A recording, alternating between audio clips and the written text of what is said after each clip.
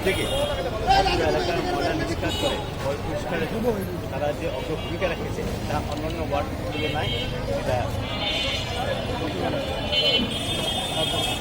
নজরবিহীন। তো আমরা দলের স্বার্থে, মানুষের উন্নয়নের স্বার্থে, এদেশের মানুষের মানে ভোগান্তি মুক্তি পাওয়ার স্বার্থে সামাজিকভাবে উদ্যোগ নিয়ে কাজ করার চেষ্টা করছি। আমাদের এই বিষয়ে আমাদের চব্বাদ থানার সভাপতি আমাদের সদস্য বাদল ভাইয়ের আমরা তার